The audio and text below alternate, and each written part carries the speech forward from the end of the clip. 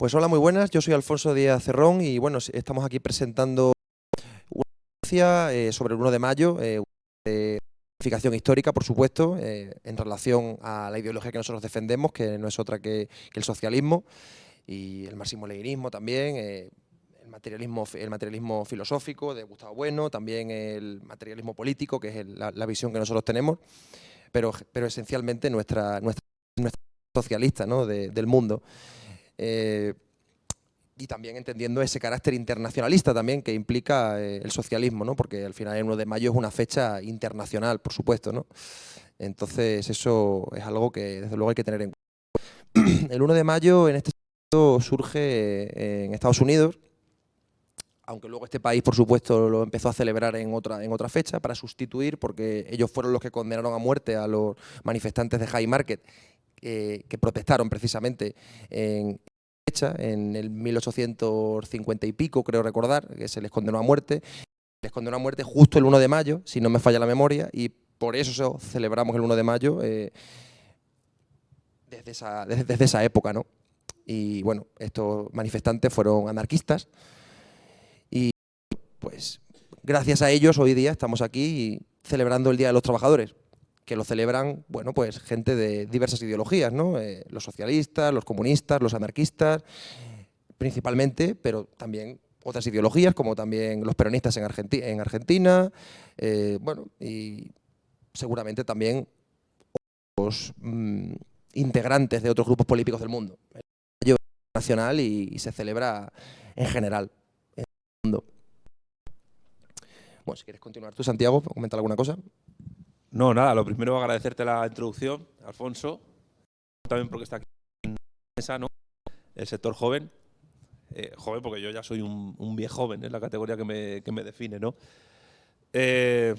Hombre, este 1 de mayo de 2024 es muy particular, tal y como lo hemos analizado nosotros en Vanguardia Española y en el resto de vanguardias socialistas iberófonas, que hoy también se manifiestan en Argentina, en Chile, en Colombia, en Venezuela, en México y en Costa Rica, pues porque se hace en un contexto geopolítico muy complicado, de dialéctica de estados muy complicado, por el conflicto que hay en Ucrania, por el conflicto que hay en Medio Oriente con Palestina, Israel, etcétera, Irán de por medio ahora también, y lo que podría pasar también en Taiwán con respecto de China. Con lo cual, si vemos ahí ese mapa, que es un mapa de la iberofonía, pero también está el resto del mundo, pues la media luna que diría Nicholas Spikeman, que rodea el pivote euroasiática o de Asia Central y que va de los países bálticos hasta el sureste asiático, pues es una zona de alto conflicto geopolítico internacional.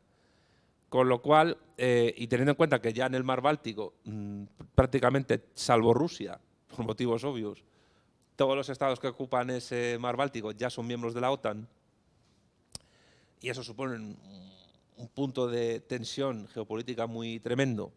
Y teniendo en cuenta pues, que Taiwán cierra esa media luna, y partiendo de la base, según Spikeman, que la generación de inestabilidad geopolítica en esa es lo que puede asegurar que los territorios que están en el área pivote, particularmente Rusia y China, no puedan tener capacidad para responder geopolíticamente, pues en ese contexto estamos a un tris de que todo pueda derivar a un conflicto bélico internacional de gran escala. Y en ese conflicto internacional de gran escala, pues una movilización contra la guerra, contra esa guerra que destrozaría prácticamente buena parte de Europa y de Oriente Medio, pues no se ven los intentos o las intenciones de movilización social que pudo haber tenido el no la guerra hace 20 años. Estamos en otra coyuntura distinta, pero parecida. Y distinta pues porque en España gobierna un partido que en su momento sí movilizó a la calle contra el Partido Popular de Aznar por su equivocada y nefasta política exterior. No, Aznar nunca midió bien las posibilidades geopolíticas de España, de ahí la foto de las Azores, y de ahí que pensara que un acercamiento al eje anglosajón iba a salir gratis a España sin que contaran terceras potencias ahí para intervenir, tipo Francia, tipo incluso Marruecos, tipo Alemania. Y ahora pues gobierna un partido, que es el PSOE, que está igual o incluso más, con Pedro Sánchez, alineado con los intereses geoestratégicos de la OTAN en Europa Oriental, en Oriente Medio, a pesar del posible reconocimiento de Palestina por parte del gobierno. Y bueno, en China pues no se habla tanto porque, bueno, pues porque China no... Meterse con China pues tampoco sale gratis, ¿no? Por decirlo de alguna manera. Entonces la cuestión que hay que plantearse desde la escala de unas organizaciones como las nuestras o desde nuestra visión es cómo movilizar contra esa posible guerra internacional que pueda haber para poder, pues digamos, elevar a una mejor condición a nuestros pueblos, a nuestras sociedades. Ese es un gran reto que tenemos no este año, sino yo creo que en los próximos años, y que yo incluso diría que es un poco que debería, en teoría, perdón, esto es la alarma de la diabetes de mi padre, debería ser transversal ideológicamente. Hace un tiempo estuve en el canal de un chico liberal en YouTube, en Estados Unidos, un tío muy majo, porque además es un canal contra la leyenda negra, y hablando yo le expresé mi idea, que es un poco la idea del liberalismo tipo Ron Paul en Estados Unidos, ¿no? Que un liberal coherente debería estar en contra de la OTAN. Si estamos a favor de libres y pactos de no agresión entre sus individuos que voluntariamente pues cooperan en el libre mercado, pues no tiene sentido que una institución como la OTAN se dedique a torpedear ese libre mercado. Y me dio la razón, porque geopolíticamente hablando, pues la OTAN, claro, porque una cosa es, yo no sé, yo siempre he dicho que el PSOE es el partido Stacy Malibu. Vosotros veis los Simpson, ¿no? Bueno, pues el partido Stacy Malibu significa básicamente que en ese capítulo de los Simpson, pues Lisa Simpson está en contra de la hegemonía machista y patriarcal de la muñeca Stacy Malibu, y que contra ella pues hace la muñeca Corazón de León, pues que está empoderada. Entonces, Stacy Malibu se ven acongojados ante esa amenaza, esa competencia, y dicen, ¿qué hacemos? Pues nada, le ponen un sombrero nuevo. Pues eso es el PSOE. Eso es el PSOE, que cuando se ve amenazado ideológicamente, se pone un sombrero nuevo. Si ya se tiene que hacer rojipardo, se hace rojipardo. Si se tiene que hacer liberal, se hace liberal. Aunque ahora lo es difícil porque ya sabemos que hoy se sabe que hay asesores de Javier Milei dando instrucciones políticas al Vice Pérez. Al Vice Pérez, con todas las papeletas, se va a convertir en el Javier Milei español. En las encuestas del CIS le dan la posibilidad de ser la sexta fuerza parlamentaria que podría digamos, aglutinar todo el movimiento contra el PSOE que pueda haber, y el PSOE pues, se puede aglutinar contra él, porque ya parece ser que le ha denunciado Pedro Sánchez al vice. Y bueno, pues nuestra juventud está llena de criptobros o aspirantes a criptobros, con lo cual que eso ya viene del instituto, porque si les das asignaturas de emprendimiento, pues es lo que pasa, eso es adoctrinamiento también. El adoctrinamiento puede ser bueno o malo, o sea, siempre hay adoctrinamiento en las escuelas. Y entonces, no me quiero enrollar con esto, pero creo que viene a colación con la situación geopolítica en que vivimos. Luego nos quejamos de las escuelas en Cataluña, en el País Vasco y Galicia, porque adoctrinan a los chavales en el nacionalismo y en la leyenda negra antiespañola, pero no decimos nada del adoctrinamiento en el emprendimiento que hay en los institutos o en FP, con asignaturas como empresa e iniciativa emprendedora. Que hay otra asignatura que se llama FOL, Formación y Orientación Laboral, que ahora creo que las van a fusionar. Van a fusionar las dos asignaturas. Pues que no se extrañe que haya tanto criptobro, haya tanto yados en potencia, que esté harto de ver fucking panzas por allí. Cuando dices, joder, si la inmensa mayoría de grandes ricos del mundo tienen panza. Warren Buffett tiene panza, Bill Gates tiene su pancita, Soros tiene su panza guapa. Entonces, a ver, ¿en qué estamos? Pero lo que quiero decir es que esa polarización social entre un programa de izquierda indefinida controlado por el PSOE, no era el peronismo y un Alvise Pérez que quiera implantar en España un proyecto liberal libertario contra el comunismo castrochavista de Pedro Sánchez, que hace poco ha firmado. Anglófilo también. Anglófilo. Porque además, os voy a contar una cosa. Alvise vivió en Leeds, la ciudad de Leeds, en Inglaterra, y allí militó en las juventudes del Partido Liberal Demócrata, en la Liberal Youth. Y el Partido Liberal Demócrata, históricamente, ya ha perdido mucho fuelle con respecto a los Tories, a los conservadores y al laborismo, pero el Partido Liberal Demócrata fue el que adoptó por primera vez la palabra española liberal para su ideología, pero antes eran el Partido Whig. Y el Partido Whig fue fundamental para entender la Revolución Inglesa, la gloriosa, en 1688, y también todas las guerras civiles de Inglaterra en aquel momento. De ahí viene ideológicamente Alvise, un tío que además en su temprana juventud estuvo en UPyD y luego fue asesor en el Parlamento Valenciano de Ciudadanos. Es un tío muy inteligente y otras opciones políticas que hay por ahí van a verse opacadas por lo que es él, creo yo. Puedo equivocarme. Y tampoco Alvise va a movilizar a la gente contra la guerra. Ahí tenemos a Milei, que quiere meter a Argentina como socio global de la OTAN. La cuestión es, ese conflicto bélico internacional, y es una medio pregunta que a vosotros o a la gente del público, el problema que yo veo es que va a estar opacado por una lucha mal llamada batalla cultural, término asqueroso que no dice nada, que es la Kulturkampf de Bismarck, sí, contra los católicos, primero contra el Centrum. Quiero decir, esa batalla cultural entre el progresismo de la izquierda indefinida que lidera Pedro Sánchez contra el fascismo de la ultraderecha de Alvise y el PP y Vox, mientras que Alvise, el PP y Vox luchan contra el comunismo totalitario polpotiano de Campos Gulag del PSOE. O sea, es todo falso, o sea, es un teatro, pero que se lo creen. Es decir, están en una guerra civil virtual donde nadie se mata, porque bueno, España está en la OTAN, hay todavía inercia del Estado del Bienestar y no se dan las condiciones del año 36. Y sin embargo, esa batalla ideológico-cultural va a opacar el hecho de que no se sabe cuándo, por el hecho que sea la espita, va a haber un conflicto internacional grave a escala planetaria y ante el cual los trabajadores, los ciudadanos, el resto de la gente, los pequeños comerciantes, ¿qué van a poder hacer? ¿Qué van a poder hacer los jóvenes o los mayores? No saben al punto de lo que estamos. Y por eso una movilización como la nuestra a nivel internacional, por muy iniciática que sea, porque es el primer año que la hacemos, es muy importante porque señala un camino a seguir.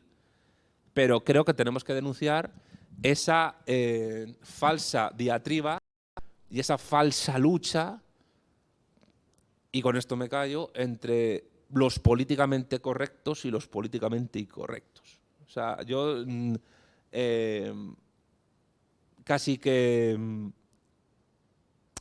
parafrasearía a Ortega y Gasset, ¿no? De izquierdas o de derechas son dos formas de ser imbécil. Pues ser políticamente correcto o políticamente incorrecto son dos formas de ser imbécil también. O sea, no importa si algo es correcto o incorrecto. O sea, un progresista puede decir la verdad y uno que no puede decir la verdad también.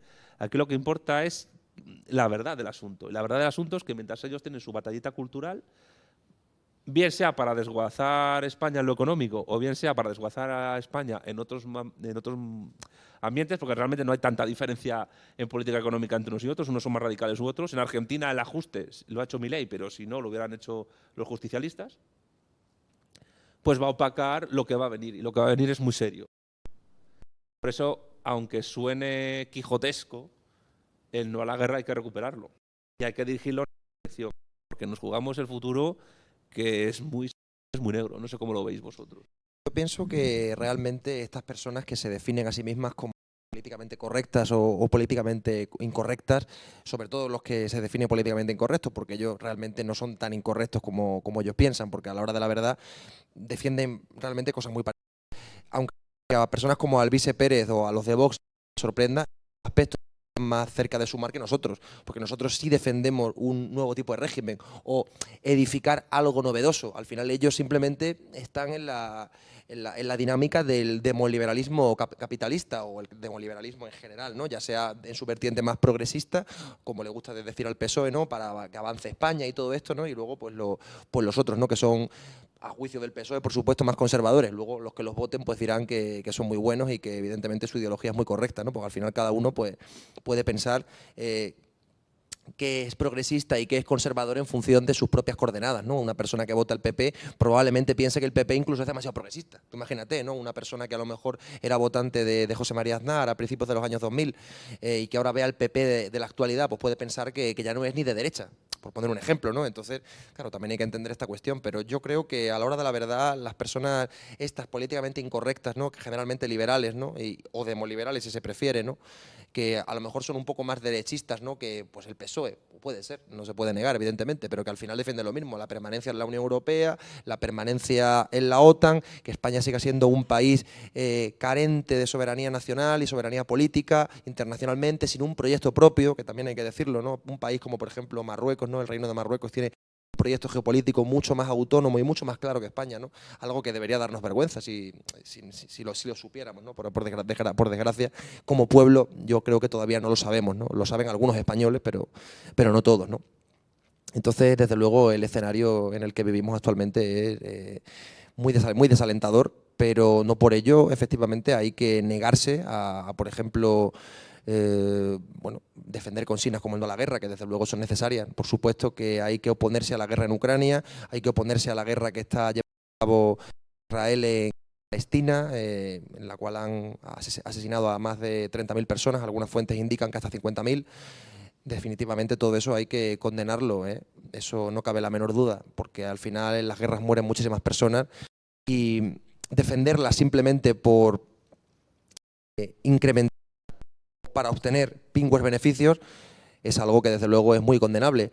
También digo una cosa, desde luego la izquierda no solo debería estar en contra de la guerra por cuestiones éticas, hay que estar en contra de la guerra también por cuestiones geopolíticas, porque no beneficia a los intereses económicos de España, porque España no se le ha perdido nada en Ucrania, por ejemplo, que es donde más nos quieren introducir, porque es ahora mismo el punto caliente, ¿no? Pero seguro que también en el futuro nos introducirían en una guerra con Taiwán si es que se da, ¿no? Por el motivo que sea, ¿no? Porque en las elecciones de Taiwán no gane el Kuomintang, porque efectivamente sigan gobernando los de la coalición Pan-Verde, los del Partido de la Independencia, y efectivamente China no lo tolere y acabe invadiendo el archipiélago, pero bueno, todo eso está por ver, porque de momento la retórica de la República Popular China en relación a Taiwán es bastante conciliadora, a mi entender por lo menos, pero bueno, nunca se sabe, ¿no? Esto puede ser una ruleta, ¿no? Al final el mundo es muy complejo y bueno, y evidentemente también Estados Unidos es un país que se mete en todas partes. Yo no veo que China tenga fragatas en las costas de Hawái o en las costas de California, por ejemplo, o en las costas de Alaska. Yo lo que veo es que es Estados Unidos el que tiene sus destructores y su marina en el Pacífico, ¿no? Y en el mar del sur de la China, ¿no? Entonces, claro, eso son cosas que hay que tener muy en cuenta. Y cuando se compara, ¿no? Cuáles son las potencias con las que nuestro país debería estar más alineada, pues habría que tener en cuenta estas cuestiones, ¿no? ¿Qué países son los que nos han dañado históricamente? ¿Cuáles son los que no nos han dañado? Porque claro, los medios de comunicación españoles dicen que los rusos son los malos y los malos, claro, si uno piensa, ¿qué daño ha hecho Rusia y China a España? ¿Qué daño le han hecho? Muy poco. O sea, básicamente porque son países que están lejos, también hay que decirlo. Nuestros enemigos pues también suelen estar cerca, son vecinos, lógicamente, también hay que entenderlo. Obviamente China también tiene sus enemigos cerca de su frontera, al igual que Rusia, ¿no? Como le está pasando ahora con sus propios hermanos, pero que ahora son sus enemigos también, ¿no? Incluso en el mundo islámico también, que hablan muchas veces de hermanos enemigos. Claro, evidentemente a veces tus hermanos también pueden ser tus enemigos, aunque parezca mentira. También pasó en nuestra guerra civil, por ejemplo.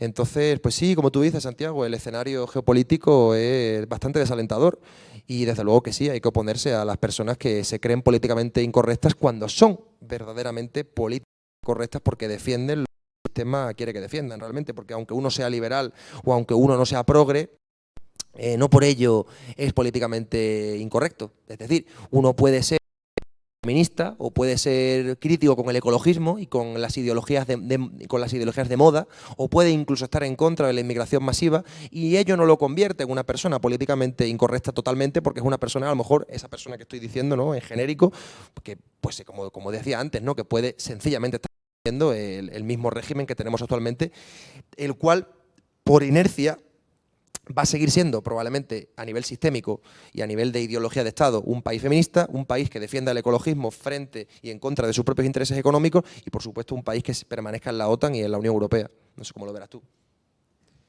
Bueno, a mí me gustaría saber un poco lo que Raúl piensa al respecto, porque yo creo que esto tiene un poco relación con el tema de la política exterior española. Es que, como decía el general Perón, pues al final la verdadera política es la política exterior y lo demás es mera administración. No sé cómo ves tú, como la de hoy, en la coyuntura geopolítica y de política exterior.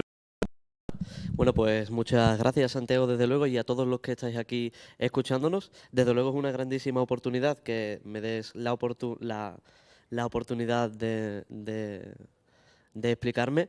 Y es que, bueno, yo quiero empezar la casa por los pilares, ¿no?, por los cimientos, y es que realmente, bueno, todos sabemos cuál es el nivel político de la multitud popular de nuestro país, ¿no? Y es que, como tú bien dices, yo no me puedo poner al lado de vosotros dos, que sois unos fieras, pero como vengo en representación de la juventud, no puedo estar a su nivel. Es decir, yo voy a preguntar quizás una pregunta bastante básica, y es decir, alguien que está pensando en el ámbito totalmente izquierdista, ¿no? Estamos en 1 de mayo, ¿no?, reivindicando la lucha de la clase obrera, el Día del Trabajador, el Día de la Izquierda, también habría que preguntarse. Entonces, lo que tiene cualquier persona ahora mismo con el nivel que tenemos, ¿no?, en la calle, que está pensando en la República, que si en el feminismo, que si en el colectivo LGTBI, pero desde Vanguardia Española tenemos que explicar, en mi opinión, por qué cuenta tanto la importancia de la geopolítica para la clase obrera trabajadora. Es decir, ¿por qué un obrero tiene que estar pensando en política exterior? ¿Cuál es la importancia? Yo siempre que me preguntan una cosa así, respondo lo siguiente. Porque el sacapuntas o el lapicero más misérrimo que tengas en tu centro de trabajo, que lo puedas obtener, que puedas disponer de él para para firmar o seguir un albarán o un bolígrafo para firmar un documento, si eres auxiliar administrativo, o la computadora que tú tengas en tu despacho para trabajar, va a depender de la coyuntura geopolítica en la que estés. Es decir, que la cuestión de clase está totalmente entretejida con la cuestión de Estado y con la cuestión de la geopolítica de grandes potencias, de imperios.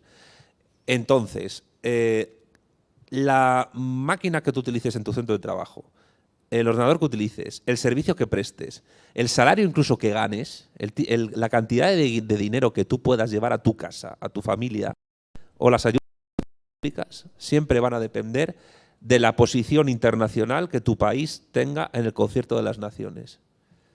Y no tener eso en cuenta es no ver la necesidad que tiene tu clase social para poder elevarse a la condición de clase nacional y poder intervenir para mejorar esas condiciones que a nivel micro, social, microeconómico o microlaboral tienes en tu espacio. Yo creo que es la mejor manera de responder. ¿Un país más subordinado a intereses extranjeros es una clase obrera más explotada? Sí, y más.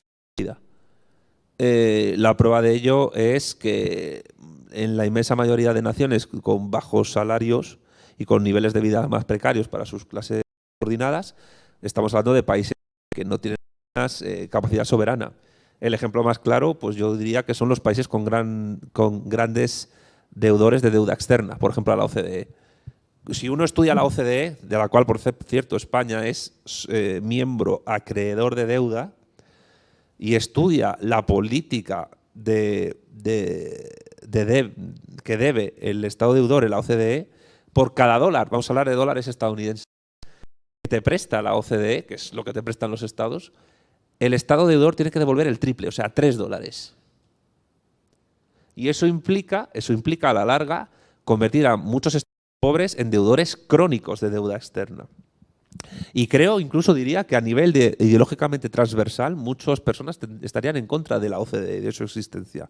Porque evidentemente eso condena a los países pobres y deudores en enfermos crónicos a nivel político y a sus clases populares, a sus clases obreras, campesinos, más que campos, que tercer, pues en clases pobres y sin capacidad de poder influir políticamente en su sociedad. No ya solo son subalternos a sus clases dirigentes, sino que son subalternos incluso a las clases de trabajadores de los países ricos.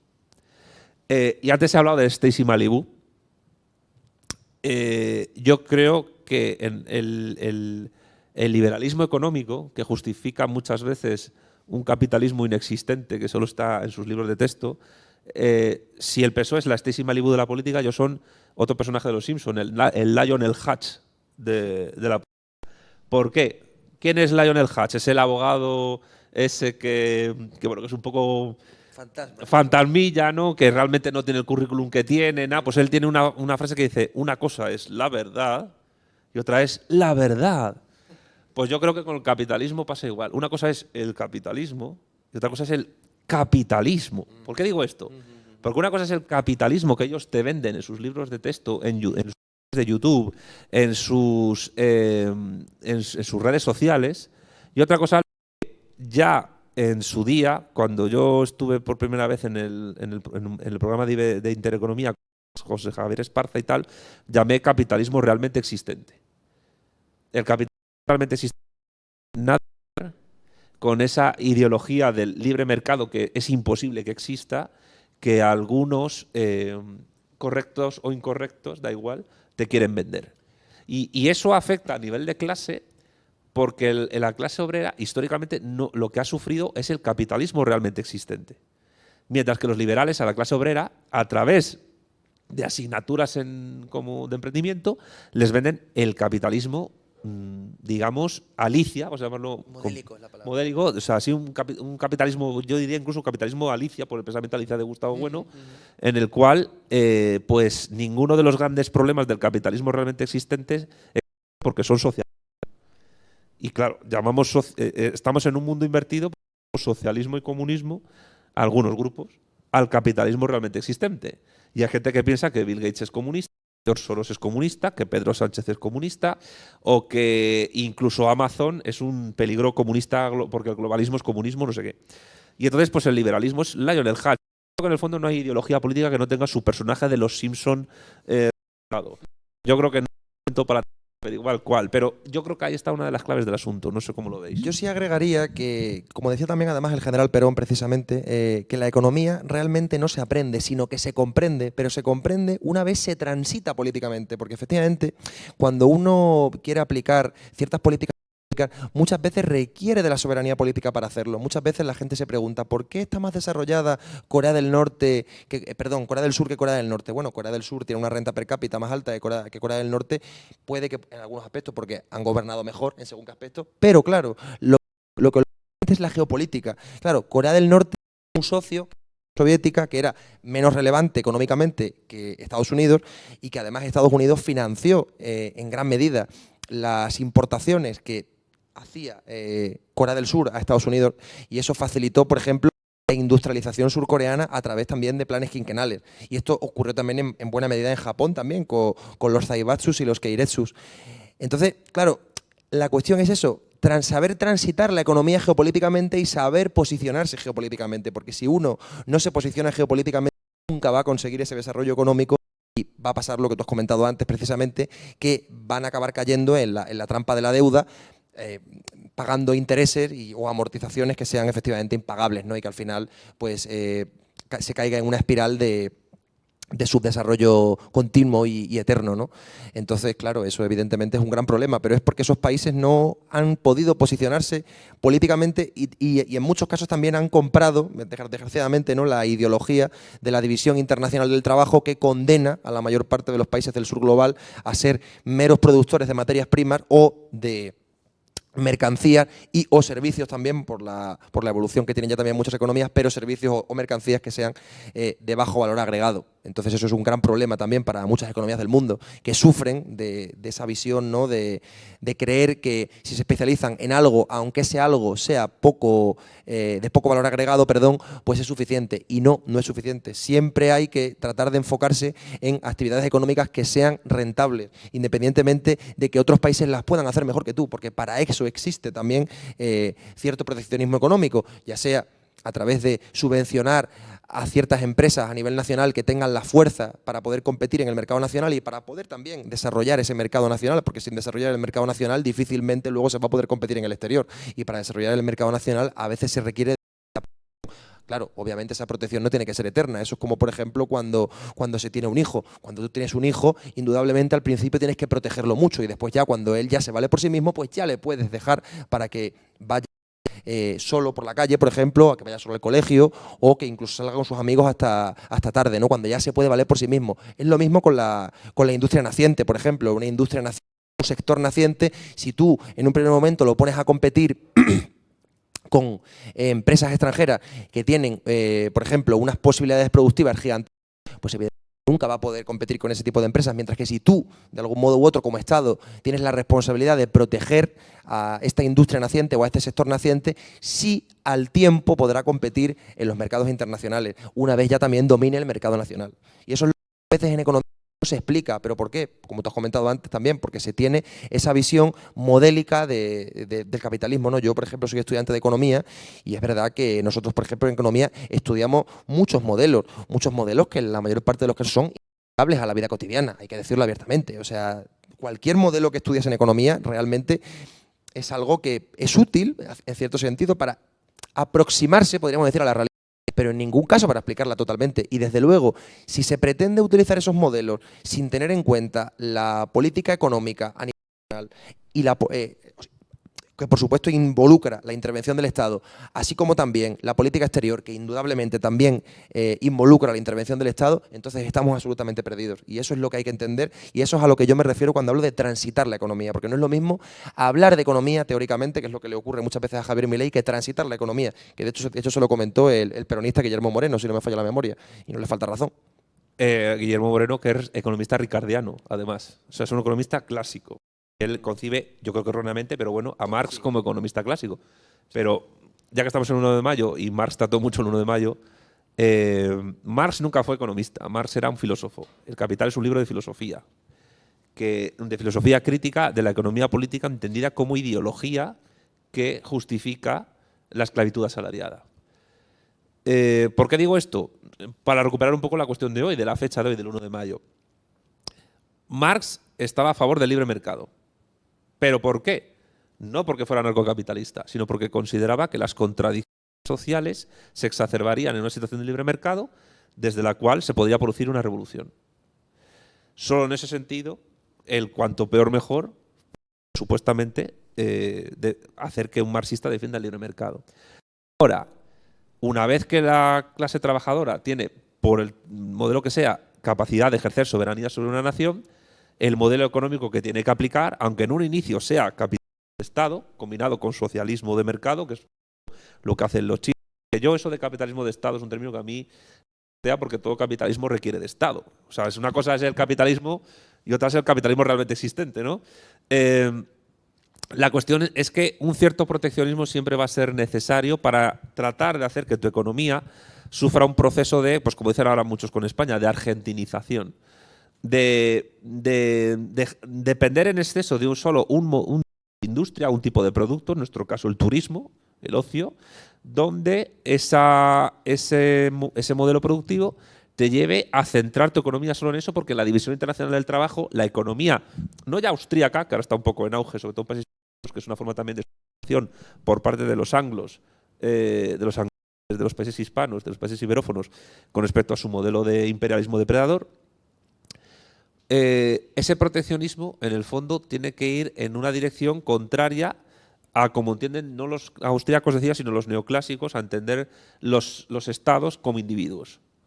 Como mónadas de Leibniz, que es como entiende el liberalismo económico al individuo. Es decir, entienden que los estados, como una persona, se puede especializar y formar su fuerza de trabajo de tal manera que en la globalidad de los pues puedan simplemente ofrecer ese producto. Al mismo tiempo que luego, sin embargo, por contra, ya están hablando de que una persona tiene que estar dándose toda su vida para tratar de adaptar su fuerza de trabajo a nuevas condiciones, etcétera, que es una cosa también prácticamente muy imposible, porque a partir de una cierta edad no tenemos la capacidad de aprendizaje que se tiene con 22 años. Yo tengo 42, las que hace Raúl yo no las podría hacer ahora. ¿Por qué? Porque ya voy para abajo, básicamente, ¿no? Envejezco y moriré. Espero mucho, o no, ya veremos. Pero el caso es que los estados no funcionan como personas. Los estados son sociedades o comunidades políticas que estos son como los coches de choque de una feria. Buscan tener la mayor presencia posible dentro de la pista de coches de choque. Y el que conduzca mejor la cosa y en el fondo elimina al resto de coches de alguna manera y tenga planes y programas a largo plazo más sólidos, será el Estado que prevalezca. Y eso a nivel de clases sociales lo sabe tanto las burguesías capitalistas que planifican la economía de sus sociedades a largo plazo, independientemente de si lo hacen en un régimen democrático o no, como las clases de trabajadores que son hegemónicos en países socialistas, como la República Popular China, donde la burguesía, pero está bastante más domada que aquí. Porque en China, pues, o como en Vietnam, que ha pasado ahora, ¿no? Que una alta magnate burguesa va a ser condenada a muerte. Esto aquí es impensable, ¿no? Aquí, bueno, no creo que sea el momento para contar ciertas cosas sobre cierto banquero muy poderoso en España que murió en extrañas circunstancias. Pero hay gente que es capaz de cargarse a la gente. No voy a decir más porque es mucha información. Pero hay que entender también que desde los años 80 en Europa hay una visión también de la pena de muerte que es como si fuera algo criminal, cuando realmente luego uno de nuestros principales socios y aliados, Estados Unidos, en muchos de sus estados tiene pena de muerte todavía. Claro, la pena de muerte es entendible y respetable, a mi juicio. Yo iba por otro camino. Yo iba en el sentido de, si tú tienes una sociedad política que no es capaz de desarrollar sus fuerzas productivas para tratar de diversificar industrialmente lo más posible su economía, que es política, en el fondo lo más importante de la economía es de lo que menos se habla, que es de la política económica. Una de las cosas a en el 1 de mayo es, yo creo, dejar economía a la disciplina y llamarla con su nombre tradicional, que es economía política, que es el nombre de porque la economía y la política son cogenéricas, van de la mano. O como hacen los alemanes, como hacía Friedrich List, economía nacional. Todavía en Alemania se llama National Economy, economía nacional. ¿Por qué? Porque el desarrollo económico tiene que ver con el desarrollo de la nación. Una clase social que aspire a tener planes y programas para ella misma, tiene que aspirar a tener planes y programas de política económica a 50 o más años. Y eso hay que explicárselo a los trabajadores y dejar de estar, aunque no, dejar de estar tampoco no porque tiene su importancia, pero dejar de centrar la cuestión en batallas culturales que en el fondo son, pues eso, spameo inútil para redes sociales. Hay que pensar que a largo plazo toda sociedad, toda comunidad política tiene que ver qué papel va a tener en el concierto internacional a corto, medio y largo plazo, de aquí a medio siglo. Y por eso es importante, retomo el tema, Raúl, de saber que la máquina más vieja o más nueva que tengas en tu centro de trabajo va a depender de la posición que ocupe tu Estado en el concierto internacional. Y por eso hay que hablar de geopolítica con los trabajadores. Hay que hablar de geopolítica y hacerles un proyecto que pueda plantar cara a una situación prebélica internacional donde los que van a salir perdiendo son precisamente los trabajadores que no se plantean estas cosas. Y que, por cierto, también somos trabajadores nosotros, que nosotros pagamos nuestros impuestos y somos trabajadores o por cuenta ajena, falsamente, o por cuenta propia. Que el falso autónomo y el trade, como suelen solo tener cliente al cual prestar servicios, en el fondo son un asalariado más, son un trabajador por cuenta ajena igual que los demás. Todos estos que van con la mochila de globo por la calle o incluso los que tienen el de Uber y la uberización de la economía ya nos sitúa en una situación completamente diferente a las relaciones laborales anteriores, hacen que haya que retomar otra cuestión también fundamental junto a todo esto ya a nivel de clases, y es que hay que tratar con trabajadores que ya no tienen la misma relación con la patronal que el derecho de trabajo tradicional ha entendido, porque el derecho de trabajo, tú lo sabes bien, tú también, siempre va por detrás del desarrollo tecnocientífico de la sociedad. Ahora un trabajador de Uber, jurídico, no es entendido como un trabajador, sino entendido como emprendedor, como empresario, no puede enfrentarse directamente a una patronal que vive en el otro lado del mundo, en Silicon Valley, en California, y con la cual no puede enfrentarse de tú a tú con un sindicato. Y muchos trabajadores en España y en otras naciones funcionan de esa manera. Y eso es un problema a la hora de buscar un bloque político y sindical. Por eso las autarquías ahora mismo no tienen ningún sentido. Las autarquías económicas, en el fondo no han tenido. Corea del Norte o la España nunca fueron autarquías, tuvieron su comercio y su inserción en ejes geopolíticos, a pesar de lo que digan algunos. Pero el tema es que la política exterior que tenga la clase obrera española va a ser fundamental, no ya solo para ver qué equipamiento y qué salario tienes, o qué llevas a tu casa, a tu familia para comer, sino que va a ser fundamental para, dentro de varias generaciones, saber qué posición queremos tener en el mundo y qué tipo de inserción en el conjunto de las naciones vamos a tener. ¿Por qué apostamos nosotros por la iberofonía? Que es el conjunto de naciones que en el plan español y portugués, en todos los continentes, que no son 5, en el fondo son muchos menos, son América, Australia, la Antártida, que solo hay pingüinos, y Afroeurasia, que es el gran continente. O sea, Europa no existe como continente, es un concepto meramente, dijo Bismarck, pero que hay algunos incorrectos por ahí que hablan de identidad europea, ¿eso qué leches es? O cultura europea, ¿qué cojones es eso? Quiero decir, las Islas Azores, que están en medio del Atlántico, culturalmente, bueno, geográficamente y culturalmente son Europa, y Vladivostok, que está cerca de la frontera con Corea del Norte y China, ¿es Europa o qué es? ¿Y Estados Unidos y Canadá? Y Estados Sudamérica, Unidos, incluso. claro. Bueno, es que hay gente que piensa que Europa es la raza aria, que las razas no existen biológicamente hablando. O sea, el nivel de melanina que tenga una persona en la piel no determina una raza. Entonces, y ya termino con esto. Quiero decir, aquí se entretejen muchas cosas y hay que hacer un nivel de militancia y de pedagogía social y cultural enorme. Porque ya no es solo luchar contra la izquierda indefinida progresista de corte socialdemócrata, que bien ha denunciado Paloma Hernández en su último libro. Y ya no es solo luchar contra esos que se llaman tercera o cuarta posición, que en el fondo son gente que asume izquierda-derecha, de alguna manera. ¿Por qué no, como Dugin, cuarta teoría política y tal? Oye, ¿y por qué no hay una quinta teoría política? ¿El hinduismo político de Modi en la India, eso qué posición es? No se puede hablar de izquierda y derecha ahí, ni de tercera posición. Y el islam tampoco, ni el wahabismo. Y el budismo político que lo hay en el sudeste asiático, ¿qué posición es esa? Bueno, podríamos hablar de que a lo mejor es una suerte de derecha primaria, en tanto que son posiciones tradicionalistas, sí, en cierto sentido. En cierto sentido, quiero decirte. Pero con muchos matices porque no están en coordenadas culturales cristianas. Eso sí. Claro. Entonces ahí yo creo que ya hay que variar un poco el análisis. A lo que voy.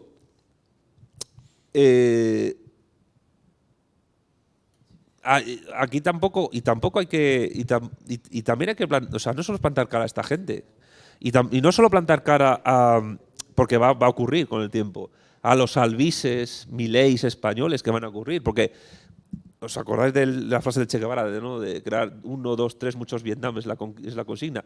La consigna de la gente que sigue a Huerta de Soto y a Milei es crear 1, 2, 3 Mileis en cada nación hispánica, para que el libre mercado convierta a nuestros países en una super gran potencia, pero está subordinada al mundo anglo-germánico. Entonces, Vendepatrias. Vendepatrias. Sí, vendepatrias y rompepatrias, que en el fondo son lo mismo. Y por yo mismo por del derecho de autodeterminación. O sea, pero de la autodeterminación no de Cataluña, sino de Barcelona, de Hospital del Llobregat o de tu casa. Porque el individuo políticamente soberano que no existe, pues es, digamos, el mito fundacional del liberalismo moderno. O sea, tenemos mucho trabajo de cara a los próximos años, muchísimo. Si este 1 de mayo sirve y debe servir para impulsar ese trabajo, bienvenido sea. ¿Por qué? Porque a nivel de clase y de civilización nos jugamos mucho en este siglo y se abre una ventana de oportunidad con esta guerra enorme. Y lo digo por otra cosa. Una cosa que he dicho alguna que otra vez.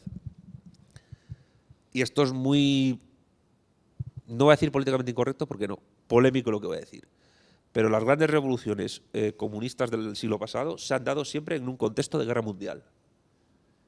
Quien aspire a ver una revolución comunista sin un contexto de guerra mundial, que se olvide, no va a ocurrir. Oh, sí, pero son guerras civiles que están en un proceso de inercia de guerra mundial como las de la Primera Guerra Fría con las guerras de descolonización. Es decir, yo creo que esas revoluciones de descolonización, incluso comunista, socialista, del siglo después de la Segunda Guerra Mundial, están en un contexto de guerra global que es la Primera Guerra Fría. Ahora estamos en un contexto de Segunda Guerra Fría, pero con incipiente y posible guerra caliente. Y además son revoluciones que se dan en sociedades políticas donde el capitalismo no estaba tan desarrollado. Rusia y China. En Rusia había una incipiente industria en San Petersburgo y en Moscú y poco más, pero hacía apenas unas décadas la servidumbre se habría abolido y el capitalismo no estaba muy desarrollado.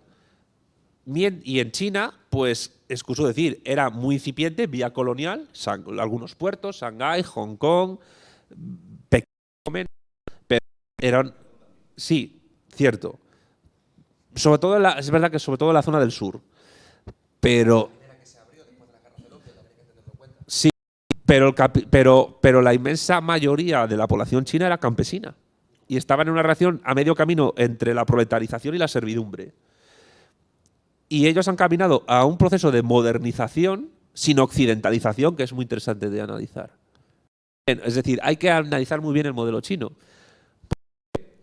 Están construyendo un socialismo muy peculiar que no se ha visto en ningún tipo de sociedad, con elementos capitalistas, porque no hay que negarlo, que el desarrollo es tal que la gente lo tiene delante de su cara y es como la caverna de Platón, no se dan cuenta de lo que están haciendo. Ya tienen drones que son prácticamente coches voladores. Esto es como ver Volver al Futuro, o como dicen en Hispanoamérica, o Regreso al Futuro. Y aquí decimos que el socialismo es pobreza mientras la gente quiere votar al vice para convertirse en emprendedor. ¿Y un emprendedor qué es? Un emprendedor es un pobre hombre de la vida que no tiene dinero y que quiere que el ICO le dé un crédito para una empresa. Eso es un emprendedor. ¿Sabéis qué de media tiene de años de duración una empresa en España? De 3 a 5 años. Y de 3 a 5 años, empresas muy pequeñas. Muchas empresas en España, después de los 3 o 5 años, no continúan, no pueden. No tienen. Y eso también tiene que ver con la pregunta inicial. Si tú no tienes una política económica conectada con una acertada política exterior, es muy difícil que tu Estado tenga capacidad para emprender, para que tu población abra negocios, pequeños o medianos, e incluso para tener empresas grandes, porque hay muchas empresas grandes ahora españolas, pues no son españolas realmente. Inditex, ¿dónde tiene la sede fiscal? Es que esa es la cuestión, en los Países Bajos. Es que tenemos que derribar el mito de que la población, que no es que esté avanzada, pero es que directamente está desesperada con la política. Y es que hay un mito, en mi opinión, muy popularizado, y es que se cree que España no va a poder salir nunca del agujero económico donde estamos. Yo creo que hay que romper con eso y que además cuando hablamos de economía la gente pues se piensa de que estamos hablando muy a largo plazo, de que habría que hacer muchísimas cosas y demás, simplemente orientar a fuerzas de trabajo productivas, que ese capital que se cree, es que prácticamente ya tenemos la mitad del trabajo hecho. Hombre, también habría que hacer muchísimas cosas, por supuesto, pero hay que derribar el mito de que en España no se va a desarrollar nada nunca, de que es imposible industrializarnos, de que es imposible la innovación en tecnología, de que tenemos minerales, etcétera, de que ni siquiera podemos hacer un PIB que salga fuera del turismo. Yo diría que la fase en la que nosotros estamos ahora, vamos a seguir las ideas de Marcelo Gullo, de la insubordinación fundante, que son fundamentales en nuestro materialismo político y en las vanguardias. Ahora mismo en España, y yo creo que en el resto de naciones también, cada una con su ritmo, estamos en una fase de insubordinación ideológico-cultural, que no hay que confundirlo con una batalla cultural. Estamos en una fase de construcción doctrinal de una ideología insubordinante. Luego vendría la fase que tú dices, la fase ya de la construcción de la propia subordinación fundante contra la ideología del libre mercado. Claro que eso es muy complicado cuando los comunistas castrochavistas, Cuba del Norte de Pedro Sánchez y los fascistas nazis franco-inquisición Hitler, Ku Klux Klan, de Alvise, el PP y Vox, defienden en el fondo lo mismo, que es las empresas privadas mejor lado, y dos, hay que apoyar a la OTAN contra la guerra de Putin, pues claro, en ese teatro nosotros tenemos que romper con eso. Y tenemos que romper con eso diciendo, señores, España necesita una economía que proteja a la clase trabajadora, que proteja nuestra industria, que dejemos de depender solo del turismo, lo que no implica tampoco, yo diría, destruir el turismo en España, a lo mejor sí orientarlo de otra manera, pero tampoco hay que cargárselo, porque sí es verdad que da muchos puestos de trabajo y es algo bien orientado, muy beneficioso, pero el turismo es un poco como la inmigración. ¿En qué sentido lo digo? Un turista es un inmigrante que se queda poco rato. Pero el tipo de inmigración que tiene un país y el tipo de turismo que tiene un país están muy relacionados porque depende del modelo productivo que se tiene, del modelo de política económica que se tiene. El turismo de borrachera que tenemos, lo tenemos porque vienen a España lúmpenes y clase obrera pobre de países de Europa o de otros lugares, básicamente a la costa mediterránea a ponerse ciegos y a hacer cosas que sus propios países que a lo mejor no podrían hacer. Ya es costumbre, lo digo medio en broma, joder, llegamos al mes de abril y el primer británico que se tira por la ventana de un hotel dices, ya empezó el verano, ya estamos en la temporada. Si te das cuenta, Santiago, precisamente lo que tienen en común el turismo y la inmigración actualmente, y particularmente en España, es la masividad y el desequilibrio. Algo que va muy en contra, si luego estudiamos también economía, a los economistas que les gustan los modelos económicos, ya sean clásicos o neoclásicos, o keynesianos o post-keynesianos, ellos les gusta mucho el concepto de equilibrio económico. Eso es un desequilibrio, si lo pensamos claramente. La teoría del equilibrio general es un debate metafísico. De Walras, sí, eso es una cosa que desde luego es claro, pero ¿no? es que el orden espontáneo de Hayek no está tan alejado como los austríacos creen. Prácticamente lo mismo.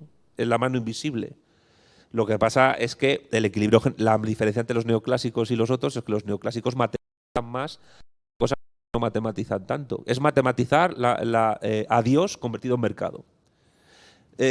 Pero lo que yo quiero decir, y voy en tu línea, es que con un modelo productivo distinto, España podría atraer otra inmigración distinta, que tampoco puedes expulsarla a toda la inmigración que hay. A lo mejor sí puedes regular que no haya tanto lumpen en guetos. A lo mejor puedes traer una inmigración que no tenga antecedentes penales. Y a lo mejor, algo que no sé, sería muy positivo, pues priorizar porque priorizar es discriminar. Priorizar una inmigración de países culturalmente más afines como los iberófonos, como los iberoamericanos, hispanoamericanos. Dentro de un modelo productivo español donde la gente que venga pueda venir con contrato, con posibilidad de contrato, que no tenga antecedentes penales y que se desarrollen. Aculturarles, bueno, al final se produce una mixtura de manera inevitable, pero es mejor hacer una mixtura con una población que ya se ha aculturado con lo hispano desde hace siglos que tenerlo con otra gente que es más complicado por motivos, digamos, religiosos.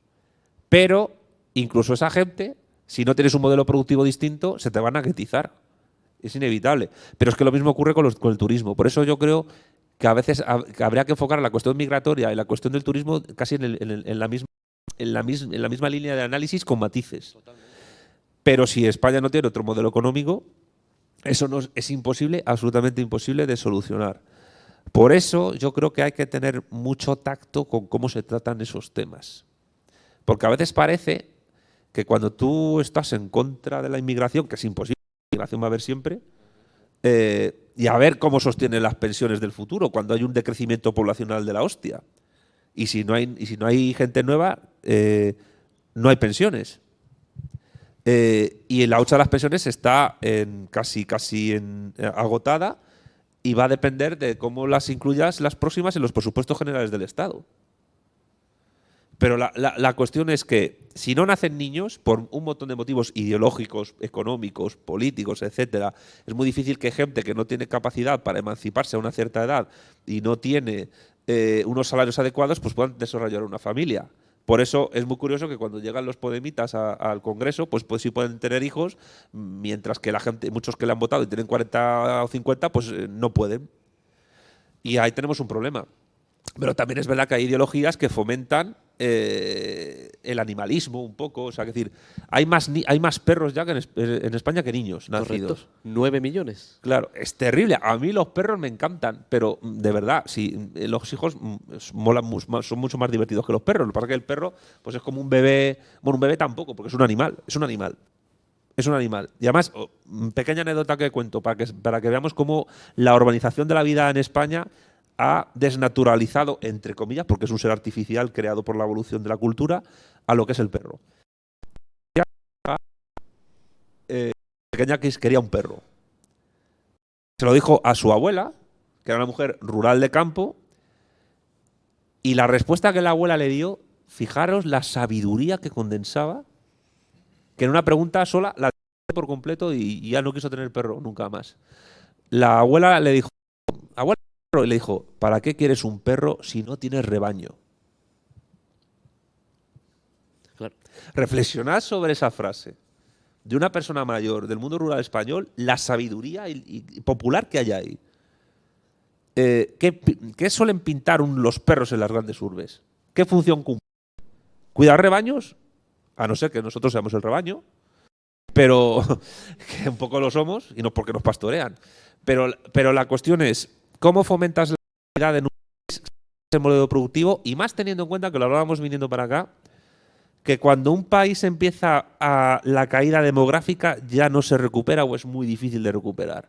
Por mucho que fomentes la natalidad mediante, yo qué sé, cheques bebé, exención de impuestos, laborales de tal, becas para embarazadas. ¿Cómo haces eso? Claro, es que con la tasa de fecundidad hay que ser realistas, porque realmente si nos ponemos a mirar muchos países del mundo que han intentado, sin por ejemplo tanta inmigración masiva como por ejemplo hay en muchos países europeos, sobre todo de Europa Occidental, intentar llevar la tasa de fecundidad más o menos al 2,1, que es 2,1 hijos por mujer, que es lo que sería la tasa de reemplazo para que se pueda seguir creciendo con población autóctona.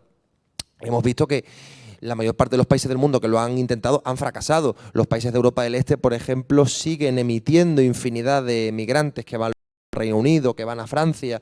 Yo me imagino a esos polacos del PiS o a los de la Unión Cívica.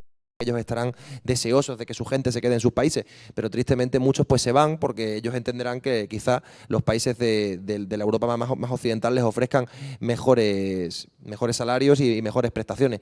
Claro, eso también es un gran problema. Los países más desarrollados, como tú has comentado en alguna ocasión también, al final actúan como aspiradoras de recursos humanos y de capital humano y del mejor capital humano también. Eso es lo que ha hecho el Reino Unido con la gente que se ha formado en medicina en España.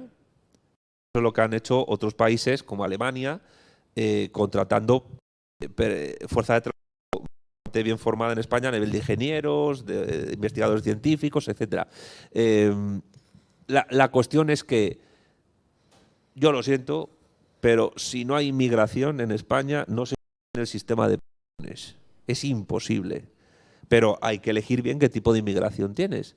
Igual que sin turismo, tampoco puedes relanzar otro tipo de industrias, pero hay que elegir muy bien qué modelo turístico tienes y qué tipo de turistas atraes.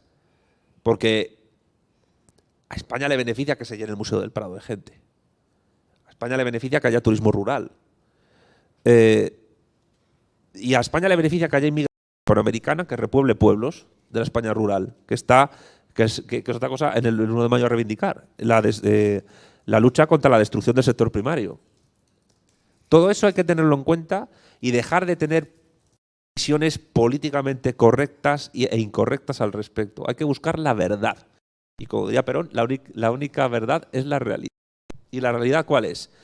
Que eso de que ningún ser humano es ilegal es una mentira. Eso de que un musulmán no puede ser español, porque aunque tenga el DNI español, es otra mentira. Hay que ser serios y tratar los problemas con frialdad, porque a largo plazo España pierde población y las pensiones hay que sostenerlas, y la gente que hoy es joven, menor de 50 años o menor de 30, en el futuro van a ser gente con una pensión paupérrima, sin hijos y asilados en centros de reclusión de mayores donde no les va a visitar nadie. No sé si sois conscientes de eso. O sea, se convierten directamente en mercancía. Mercancía ya somos. Desde que el capitalismo existe, la fuerza de trabajo asalariada es mercancía. Y en acto de impotencia todo es mercantilizado en el capitalismo. Pero la cuestión es que no hay una remercantilización constante. Vamos al modelo de Estados Unidos, donde hay gente trabajando en un Walmart a los 80 años y lo vemos como un logro de emprendimiento. O un tío cojo llevando una bicicleta de globo, que nos vemos como la hostia del emprendimiento. La ideología del emprendimiento tiene que ser combatida, pero radicalmente. Y si no se jubilan las personas, tampoco pueden acceder a puestos de trabajo que abandonan los jubilados. ¿Qué es el problema? Esa es otra. Tiene que haber reposición poblacional. Y tenemos que tener en cuenta que si queremos que España continúe como sociedad política en el futuro, necesitamos población. Y esa población, cuanto más congruente sea con nuestra democracia histórica, mejor. Pero, al mismo tiempo, necesita un modelo productivo para que esa gente también pueda venir bien formada, tener formación y tener hijos que estén formados bien. Porque además es que pasa otra cosa, que es que no se dice. Y esto lo digo porque hay gente que no tiene ni idea de cómo funciona la demografía ni la inmigración.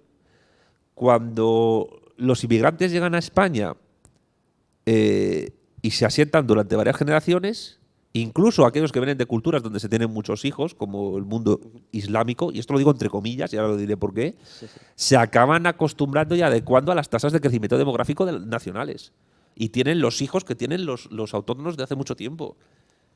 Es decir, la gente no tiene ni idea de cómo funciona la demografía. Indonesia, que es el país con más musulmanes del planeta, y como no es un país árabe, pues está un poco dejado de la mano de Alá por parte de los árabes, cuando va a ser el musulmán más importante de este siglo XXI, por motivos demográficos evidentes y porque es enorme y es una economía en potencia, y con China se llevan muy bien, que por cierto tuvieron un partido comunista en el siglo XX muy potente, y la Primera Guerra Fría, por su harto y tal, se lo cargaron.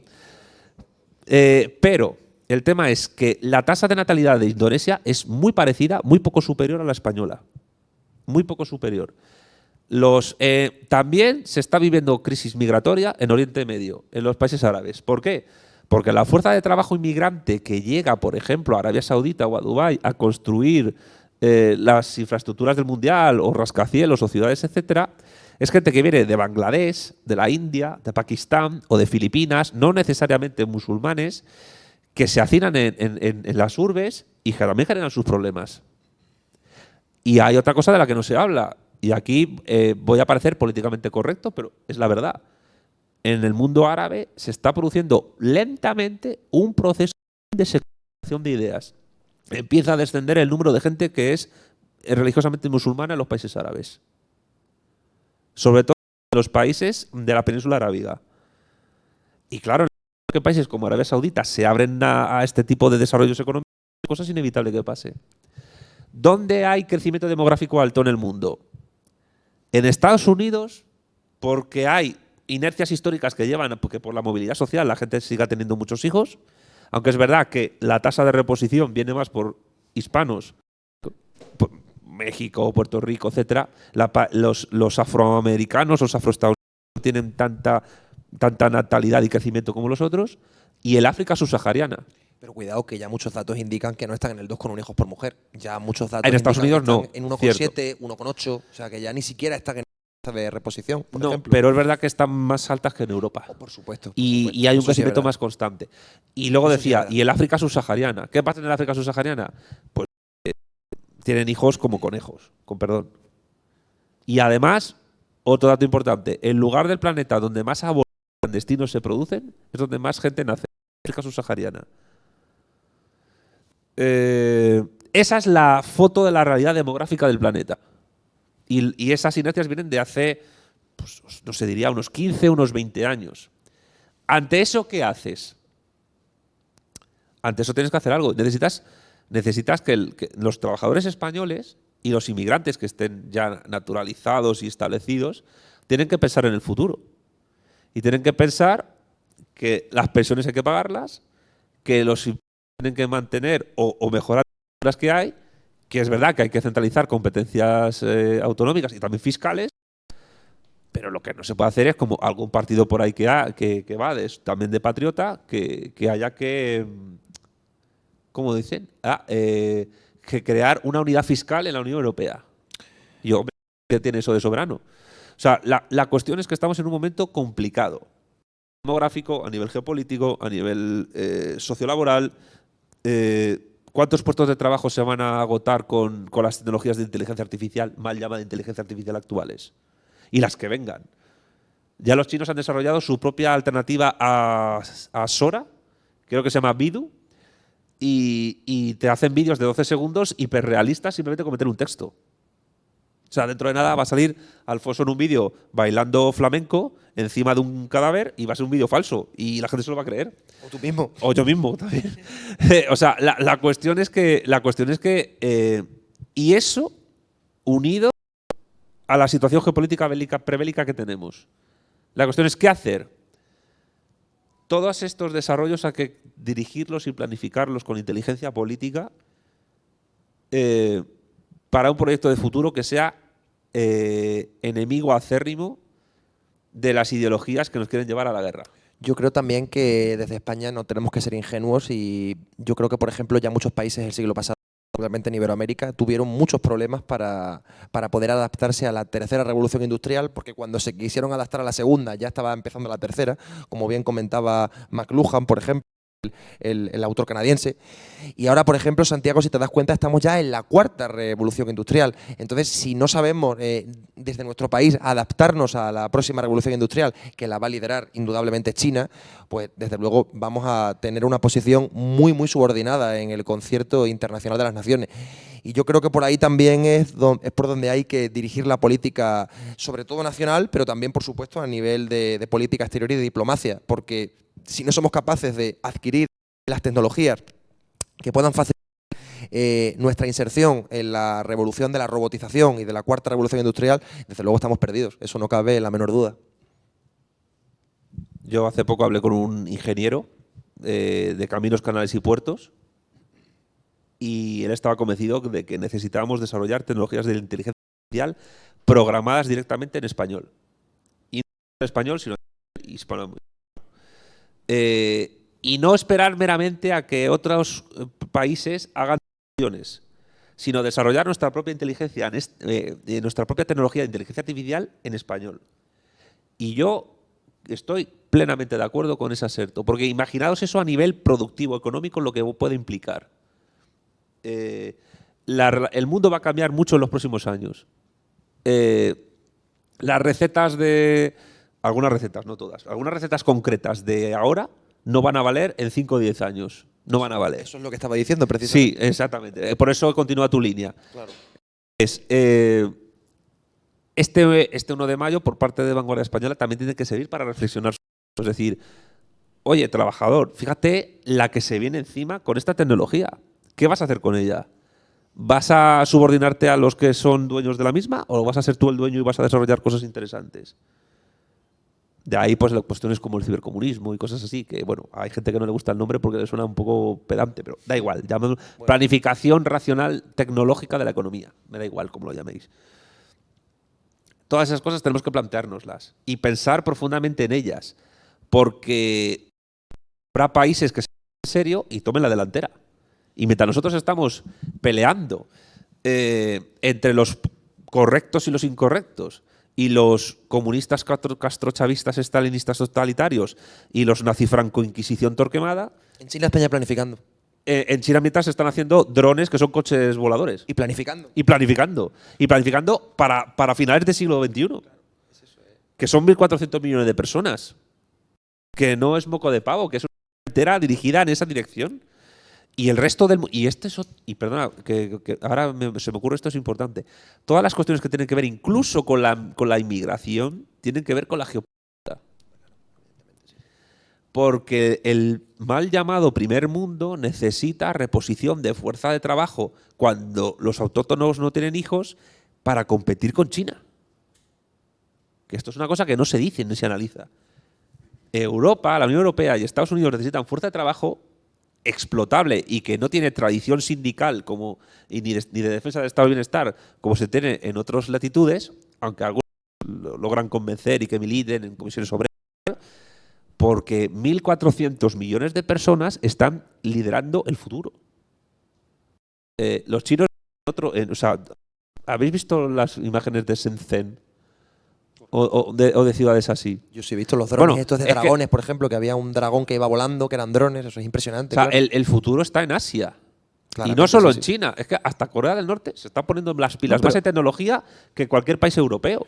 O tú miras el acuerdo integral regional también, el RCEP, que va a ser también el principal movilizador de mercancías a nivel mundial en esa Sí. zona del mundo también. El primero del mundo, si es que ahí va dentro del sea, mundo, en el más próximo, O sea, no cabe duda. y la cuestión es, las naciones de la Unión Europea se van a meter en una guerra contra Rusia, tratando de aislar a Rusia, mientras Estados Unidos se aprovecha del asunto y crece económicamente a unas tasas óptimas para Estados Unidos porque han conseguido convertirse en el proveedor principal de energía de la Unión Europea a costa de aislar a Alemania, particularmente como motor de la Unión Europea, de Rusia. Y de ahí lo envalentonado que está Macron ahora de, bueno, ahora que Alemania está abajo, pues Francia renacerá con la grandeur de la France y volveremos a ser un imperio que nunca hemos sido porque somos unos cutres, pero nos cuesta reconocerlo. O sea, que Rusia tiene Asia entera, que Rusia puede comerciar con la India y China, que la India y China sumados son más de 3 millones de personas. Y la India está peor que China. Pero que China y Rusia están desdolarizando Asia entera.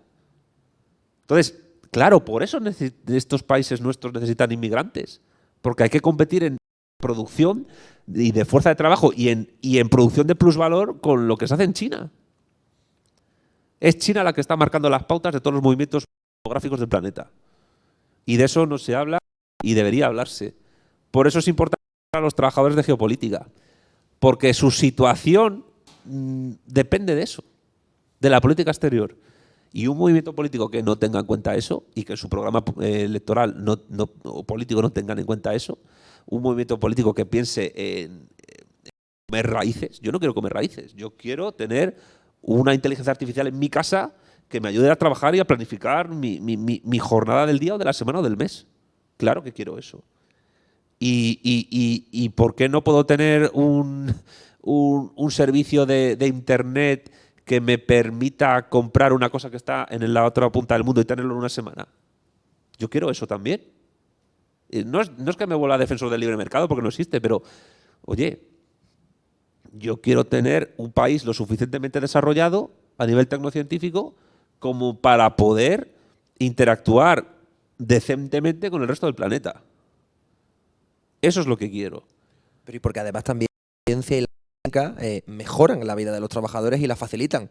Es verdad que también puede servir de nuevas formas de explotación, tampoco se puede negar, porque ha pasado constantemente, pero tampoco se puede negar que sin ciencia y sin tecnología los trabajadores hoy tendrían una vida mucho más bestial, podríamos decirlo así, serían más bestias de lo que son. Y eso es una suerte también, porque tú imagínate cómo eran las personas hace 300 años cuando no había tecnología. No es que fueran, a ver, es una forma de hablar, no es que fueran bestias, obviamente eran seres humanos. Tampoco no poner en la mentalidad de esa época porque Claro. yo creo que esa gente de hace 500 años ni se planteaban estas cuestiones. Pero sí, Sí, claro. sí te doy Pero la desgraciadamente se les trataba como bestias en el siglo XIX. Solo hay que leer el primer bueno, pero de Marx, por ejemplo, el siglo tristemente. XIX es el añorado por los liberales. Claro, claro. Pero yo me estaba yendo incluso un poco más lejos. Una persona del siglo XVI, XIII, XV, XVII, a lo mejor el XVII un poco más, no se planteaban estas cuestiones. Pero sí es verdad que la tecnociencia tiene que servir a los trabajadores. El problema es que, como diría Marx, pues vivimos en un capitalismo en el cual hay una subsunción orgánica del trabajo en el capital. Lo que están haciendo los chinos en su socialismo con características chinas es hacer lo contrario, la subsunción orgánica del capital en el trabajo. Y lo importante también, Santiago, es el enfoque en las personas, porque cuando, Sí, por claro. ejemplo, el capitalismo tiene un enfoque en las máquinas o en la ciencia y en la tecnología y lo sobreponen a las personas, es cuando precisamente se producen las formas de explotación más abusivas y más extremas. Y eso es lo que hay que evitar. El enfoque en los trabajadores, en las masas populares, esa es la clave, yo creo. Pero la clave, sí, pero la clave tiene que ir también por entender que la ciencia y el desarrollo científico, esto lo explica muy bien Andrés González, que algunos lo conocéis, está orientado a través de la tecnología para la substitución orgánica del trabajo en el capital, es decir, para la acumulación y para la desposesión y para la producción de excedente en manos de la clase dominante que tenemos ahora. La ciencia sirve a eso. es imposible construir ningún tipo de sociedad industrial o ningún tipo de socialismo si la ciencia no está orientada al beneficio de los trabajadores. Eso empezaron a tenerlo muy en cuenta en la URSS y en China también. Por eso hay que hablar de estas cuestiones con los trabajadores. Hay que hablar de ciencia, de tecnología, de su conexión con la geopolítica. Hay que hablar de estas cuestiones mucho. Eso implica una formación enorme por nuestra parte y paciencia y bueno, y tiempo, pero hay que hacerlo. Y por eso creo que es fundamental, sin negar que tengan sus puntos de interés, romper con esa dicotomía, que lo explica muy bien Marcelo Gullo, entre políticamente correctos e incorrectos. Esa dicotomía entre progresistas y liberal conservadores. Esa falsa dicotomía entre peligrosos totalitarios estalinistas contra peligrosos totalitarios nacional-franquistas. Eso es falso. Hay que hablar a la gente de cosas que le importan. Que es que hasta la educación que reciba el niño más humilde de un pueblo le importa a sus abuelos y que están preocupados por ello, eso va a depender de todas las cuestiones que estamos manejando. Es que efectivamente hay que dejar de diferenciarse con la gente por términos sociológicos, que es lo que además precisamente comentaba Gustavo Bueno también, porque además, bueno, y no solamente sociológicos, sino también éticos, morales, porque todos conocemos muy bien ese tipo de izquierdistas, aunque también hay derechistas que son así, ¿no? Que se definen de derechas o de izquierdas por una cuestión ética, moral, sociológica, psicológica. Hay que empezar a superar esa dinámica que es terrible, la verdad, y que subsume a las personas en una ignorancia muy grande, desgraciadamente, y que los aleja también de la política mucho, porque cuando nos introducimos mucho en la sociología, nos alejamos de la política muchas veces y de la economía, a pesar de que los sociólogos muchas veces piensen que ellos son unos grandes estudiosos de la política, que yo no lo niego.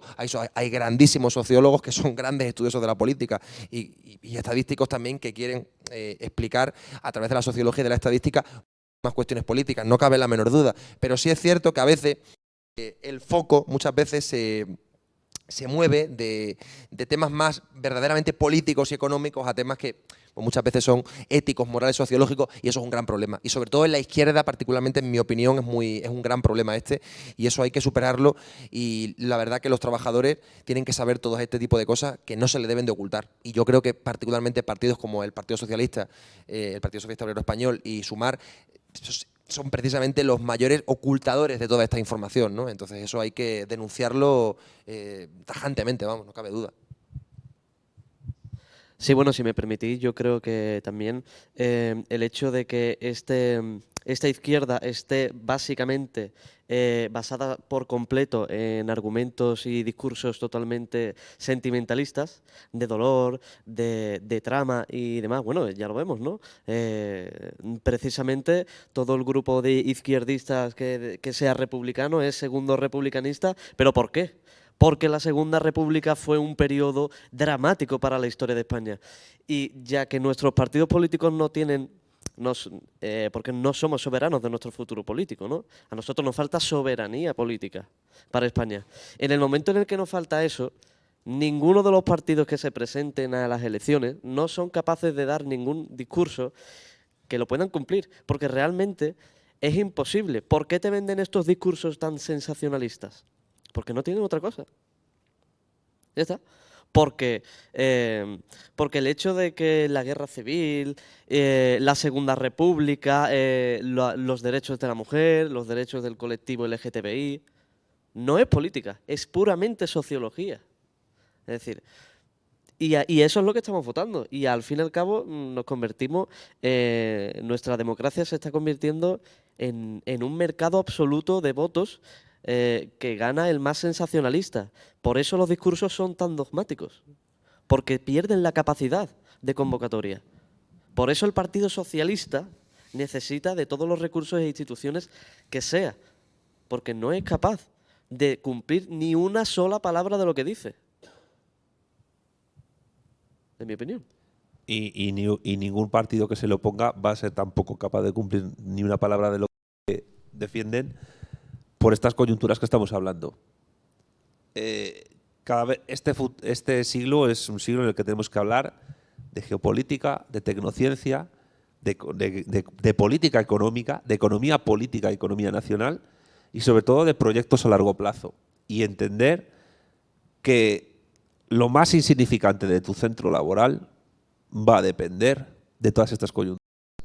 Porque no eres un individuo aislado del mundo y de la historia.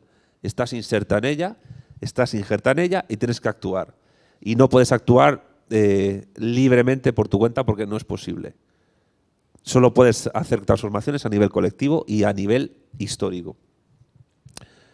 Por eso creo que es importante esta movilización que hemos hecho a nivel internacional hoy, de las 7 vanguardias, y es importante que esta es la primera jornada de movilización internacional que hacemos, que junto con los encuentros de Salamanca y la celebración del Día de la Hispanidad en Barcelona, en Cataluña, en la Boca del Lobo, pues ya tenemos 3 actos periódicos que hacemos en el año. Y vendrán más las cosas coyunturales que estamos haciendo.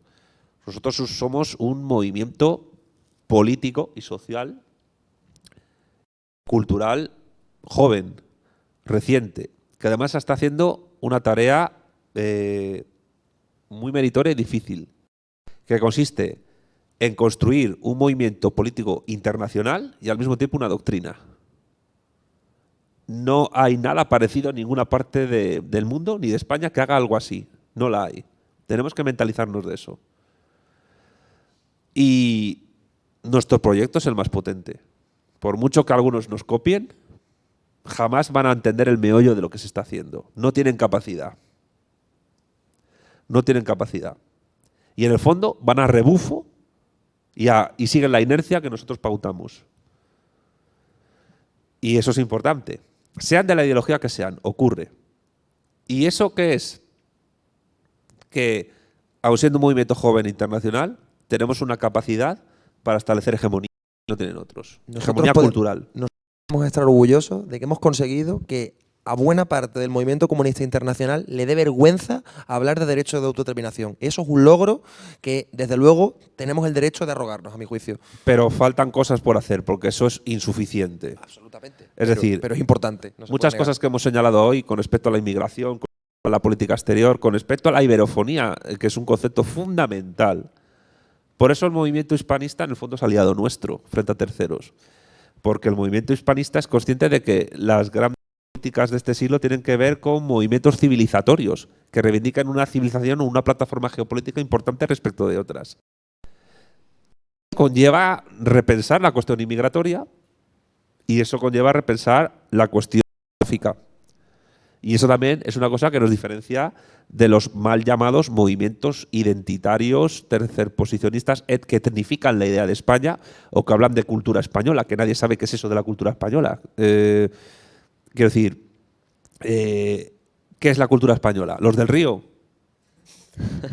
Fangoria, no sé, Spinetta y Don Pimpón.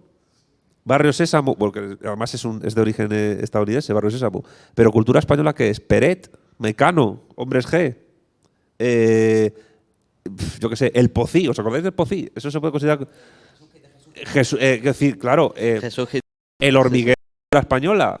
El Graguayomir es cultura española. O sea, que decir, cultura española es todo.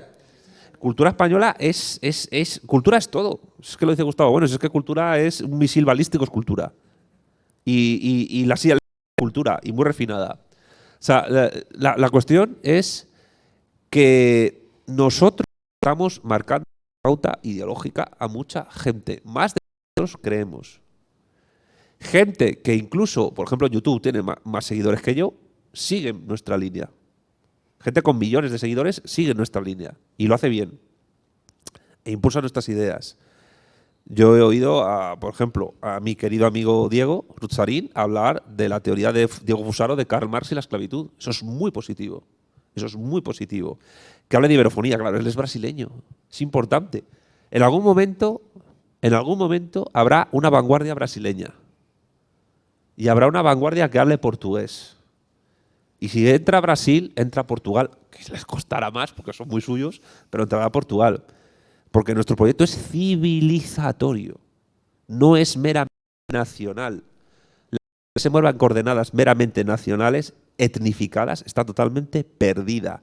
Por mucho que por fin hayan pasado por el aro con otras cuestiones, está totalmente perdida. No sabe cómo funciona el mundo. Pero por una cuestión sencilla, porque es que a veces esas personas olvidan que hoy día estamos en la etapa del continentalismo y que es una etapa que Eso es de Perón, inevitablemente derivará en el universalismo, que es una cosa que, por cierto, ya decía Perón en el año 73, en un discurso que dio en el movimiento de países no alineados. Hay personas que, siendo nacionalistas, se dan cuenta de ese tipo de cuestiones, como el general Perón, por ejemplo. Pero claro, los nazis españoles pues no se dan cuenta. Y es gracioso porque Perón decía cosas que se estaban ya diciendo en muchos filósofos del Diamant en la URSS en aquella época. Había puntos de convergencia. Yo no soy peronista, pero he de decir que desde que he estado en Argentina y he conocido peronistas he aprendido mucho de ese movimiento. Primero, a no ser sectario y segundo, a tener una idea geopolítica civilizatoria que si no hubiera estado allí un año y medio y no hubiera conocido a Marcelo Gullo, no la tendría. Y gracias además al peronismo, sin yo serlo, porque no puedo serlo por muchas cuestiones, soy consciente de lo que es el mundo anglosajón con respecto al nuestro. Está clarísimo que los españoles no podemos ser peronistas. No, pero hay que aprender de lo bueno y lo malo de ese movimiento. Por supuesto. Y entonces, es este año, 2024, hemos tenido los encuentros en Salamanca que salieron muy bien y hemos tenido esta movilización internacional que es la primera, que está saliendo muy bien porque están llegando fotos de Argentina, de Santiago de Chile, etcétera, del resto de vanguardias y eso hay que aplaudirlo. Ese movimiento internacional, su objetivo a nivel de vanguardias es que haya una vanguardia por cada una de las 33 naciones que hablan español y portugués en el planeta. Es un objetivo a largo plazo, pero es un objetivo a cumplir. Ningún movimiento político defiende algo así. Ninguno. Sí. De hecho, yo cuando escuché por primera vez el programa de Vanguardia Española, voy a ser sincero, yo creía que era algo totalmente imposible. Desde que empecé a informarme y a tener muchísimos más conocimientos sobre la importancia que tiene la creación de una plataforma iberófona, pues bueno, me di cuenta de la trascendencia a nivel universal que tiene, de la potencialidad que tenemos. Con un mínimo de planificación solamente y un poco de soberanía, es que prácticamente somos enemigos de medio planeta. Lo que quiero decir es que muchísima gente que es de Vanguardia Española, que está afiliada y demás, que les interesa nuestro programa, que les hemos convencido prácticamente, en el fondo siguen pensando que esto es muy difícil. Y es verdad, esto es muy difícil. También siguen pensando que es imposible. Y para nada. Para nada, porque en cuanto entiendes que el mundo está configurado de la manera que estamos haciendo, dices, ¿por qué no lo hemos hecho antes? Y en parte eso a nivel interno es una cosa que tenemos que derrotar. Es decir, sí, yo también me lo creía imposible, pero ahora estamos a puntito, prácticamente dentro de 2 semanas, de presentar el Comité de Andalucía. Y este otoño están formando las bases para los cuadros en los comités de Málaga y Sevilla. Y probablemente venga muy pronto Cádiz, en un territorio tan extenso como es Andalucía, que es una tarea muy difícil. Es decir, yo lo vuelvo a decir, aunque seamos aquí 4 gatos, realmente, es nuestro primer año. Es decir, tenemos muchísimo discurso por atrás, muchísima gente viéndonos. No estamos siendo exitosos porque no tengamos aquí 100 personas sentadas. Estamos siendo exitosos cuando nuestros partidos en el ámbito nacional nos están criticando. Nos tienen miedo. En el fondo saben que somos pocos, pero todavía nos tienen miedo. Es decir, nos llamaban frikis de Internet y ahora estamos en todas las comunidades de España. ¿Dónde está lo imposible ahí? Y hay que añadir otra cosa. Tampoco somos tan pocos aquí. Hace 10 o 15 años éramos muchos menos. Ni siquiera existía Vanguardia Española. Cabíamos en un coche los que defendíamos estas cosas.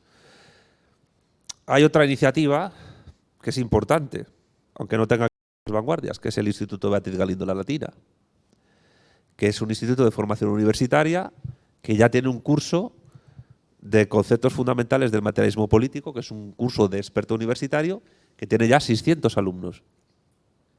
600 alumnos, siendo España, México y Estados Unidos los países con más alumnos. Si me preguntáis cuántos alumnos de cada país hay, no os puedo decir, desconozco, digamos, no lo sé. Pero sé que somos ya 600 alumnos para un instituto universitario que tiene muy poco tiempo de nacimiento y que prima la formación en línea. Y que vamos a hacer, queremos hacer formación en español y en portugués. Considero que las grandes gestas históricas tienen que ser grandiosas. No tiene ningún sentido defender proyectos pequeñitos. Oye, si tu proyecto es pequeñito y te realiza, fantástico. Sí, sí. Pero nuestro proyecto afecta a una civilización que este siglo llegará a los 1.000 millones de personas, que es la iberofonía, que es el conjunto de personas que los de Vox llaman erróneamente iberosfera, que es un concepto cerrado, el nuestro es abierto, que hablan español y portugués en todos los continentes, en todo el planeta. Y a través de ese curso vamos a formar materialismo crítico, que es una doctrina donde se entreteje el materialismo de Marx con el materialismo de Gustavo Bueno, con incipiente cada vez más la Escuela de Salamanca, con la insubordinación fundante de Marcelo Gullo, etc. O sea, nosotros no somos realmente marxistas en el sentido escolar de la palabra. Somos algo más. Somos marxistas, pero también somos buenistas y somos defensores de la escolástica salmantina y somos platónicos y somos espiritistas, materialistas, aristotélicos, pero no porque neguemos algo, sino porque asumimos todas esas tradiciones doctrinales, siendo la última la de Bueno y la de Marcelo Gullo, y las entretejemos en una doctrina que consideramos que es cada vez más potente. Entonces, todo eso va de la mano. Y la verdad es que, os puedo decir, 1 año, 2, para calificar la evolución de un movimiento político es nada, cero. Muy poco tiempo. Y hay movimientos que en 5 años crecen mucho y luego caen. El cristianismo, porque me voy a comparar con el cristianismo, por no hablar del marxismo, pero el cristianismo empezaron siendo 12 pelaos, bueno, uno con más greñas, ahí perdidos en Palestina, que las pasaron muy mal y que, sin embargo, empezaron a predicar por todas partes. En un momento, porque también se va renovando la militancia de todo movimiento, pues siempre va llegando gente y otros se caen. No pasa nada. Es así en todo movimiento político y social. En un momento, pues empezó a llegar gente y llegó un señor llamado Pablo de Tarso, que realmente es el que conoce el cristianismo tal y como lo conocemos. Es a Cristo lo que Lenin a Marx. Pablo de Tarso fue, a mi juicio, el gran genio político del cristianismo como movimiento y el que se supo dar cuenta de que lo que había que hacer era cristianizar Roma entera. Que antes mataba a cristianos, que eso es lo más curioso de todo. Oye, a lo mejor alguno que nos odia acaba siendo de los nuestros. No pasa nada. Claro. Pasa. He conocido a alguno. Pero la cuestión es que al final se ha convertido en el cristianismo en el movimiento político, social, religioso y cultural más importante de la historia de la humanidad, por méritos propios. Y les costó mucho tiempo llegar a hacerlo, pero lo hicieron. Fueron lentos, pero seguros. Pero nada más empezar ya supusieron un problema para todo el Imperio Romano. 2 años no es nada. Nada. Y nosotros nos presentamos en 2022, acordaros. Y al igual que el cristianismo, nosotros tenemos un proyecto de escala universal y de una escala que no lo tienen otros. Los otros son pasajeros. Subirán y bajarán, como pasó con Podemos. Ya nadie se acuerda de Podemos. Es arqueología. Pues lo mismo pasará con otros, que a lo mejor ni siquiera llegan al nivel de Podemos. ¿Por qué? Porque no la capacidad que tenía aquella gente que ya estaba formada en departamentos universitarios, venían con unas inercias ideológicas y académicas de muy alto nivel, nos guste o no. El espejo donde nos tenemos que mirar a nivel de crecimiento es el cristianismo. Y la iberofonía es la plataforma desde la cual nosotros vamos a impactar a escala universal. Y este siglo es el primer siglo de la era, vamos a llamarlo. Yo tal es como lo veo y es como tenemos que ver. Y el 1 de mayo es un día a reivindicar por nosotros. Lo que hemos dicho. Así que yo creo que por mi parte no tengo que decir nada más. No sé si vosotros queréis añadir algo y si queréis pasamos a algún comentario vuestro. A mí simplemente me gustaría agregar, precisamente también en relación a lo que estás comentando tú, que, hombre, también para valorar la trayectoria de un movimiento político que está construyendo doctrina, lógicamente se requieren por lo menos 20 años. De hecho, eso lo comentaba particularmente el peronista Arturo Jauretche. Cierto, totalmente. Por lo menos entre 10, 15, 20 años es el tiempo para poder ver si un movimiento político ha sido útil para su país o ha sido inútil para su país. Ya veremos si nosotros conseguimos ser útiles. Ese es el objetivo que tenemos que proponernos. Quiero decir, todo movimiento empieza de a poco, siendo 4.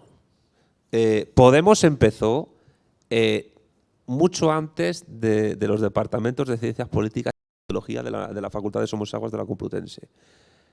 Las raíces están en las clases de gente como Ludolfo Paramio, que era del PSOE, en la Complutense, en Sociología y en Políticas a principios de los 80. Las raíces están ahí. Eso empezó a fermentar en los 90 y cuando empezaron a conformarse algunos grupos académicos y de profesores a los cuales llegó en un momento dado Pablo Iglesias, es cuando eso, en la primera década de los 2000, empezó a germinar bien. Pero el camino es de muy, muy largo recorrido. La diferencia que tenemos junto con respecto a otros movimientos, sean socialdemócratas, o sean excomunistas, o sean de izquierda indefinida como Podemos, es que nosotros estamos construyendo una doctrina. Esa es la gran diferencia.